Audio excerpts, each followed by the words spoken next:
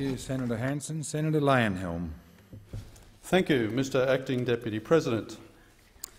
Today, just 2 days after the 2017 budget was delivered, it's time to acknowledge the mistreatment of Australia's taxpayers amongst the longest-suffering peoples on this land. A budget in which those taxpayers, the ones who pay for all that the government does, a diminishing minority, once again copped a hammering. We reflect in particular on the systematic punishment meted out to wealth creators and of the relentless grab of their hard-earned money.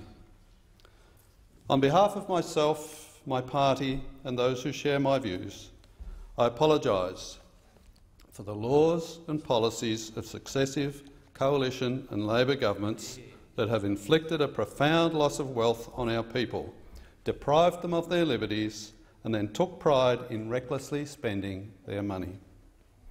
On their behalf, I say I am deeply sorry about the sheer greed of those in power who believe they are entitled to an ever larger share of other people's money, and for their fake generosity, for transforming giving away other people's money into an art form. Can we take a minute now to reflect on how this money was grabbed in this budget and how it was wasted?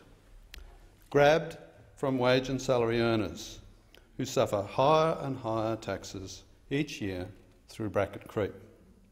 Grabbed from the customers and shareholders of banks. Grabbed from the people who already pay most of the tax via a higher Medicare levy. Grabbed from those who employ foreign workers because they need their skills. Grabbed from those who smoke cigars and roll their own cigarettes, leading more and more to switch to the illicit market. Governments over decades past, Labor and Liberal, right up to the present day, imposed a myriad of income taxes, company taxes, sales and consumption taxes, tariffs, excises, levies and stamp duties, and then they strangled creativity with red tape. And then there's the waste. Wasted on welfare for those on middle-class incomes, when it should be for the poor, like childcare subsidies for those on very high incomes, up to $350,000 a year. Wasted on welfare for over 800,000 people who are not Australian citizens. Wasted on nearly 2 million public servants and all their spending. How can a nation of 23 million possibly need 2 million public servants? Wasted on Aboriginal welfare, that is failing to improve their welfare and not closing the gap. Wasted on anti-business, environmental and industrial laws that cost thousands their jobs. Wasted on duplicated Commonwealth and state departments such as health, education and environment. The time has now come for the nation to turn a new page in Australia's history by righting the wrongs of the past. Unfortunately, that cannot occur under either a coalition or Labor government. As the budget has shown, one is no better than the other. They differ only in terms of how they rack up ever more deficits and debt.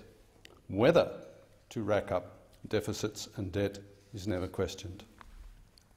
For a party that does not believe in deficits and debt and has a plan to do something about them, we can look to the Liberal Democrats.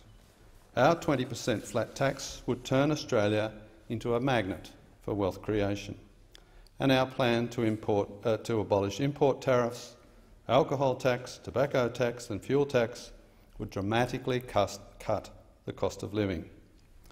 We could then focus welfare on the needs of the truly poor, support our defence forces and justice system, and maintain and improve our infrastructure. For all the needless pain, suffering and hurt caused by outrageous taxes and regulations, we say sorry.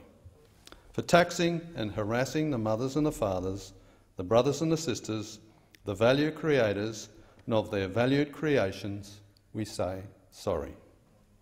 For those people who have created wealth for everyone else and were then publicly vilified and pilloried, we say sorry. I offer you this apology without qualification. But now we must move forward with hope renewed and condemn this sorry state of affairs to the scrap heap of history. The Liberal Democrats will never vote for a reduction in your liberties. We will never vote for an increase in taxes, and we will always vote for a tax reduction. Thank you.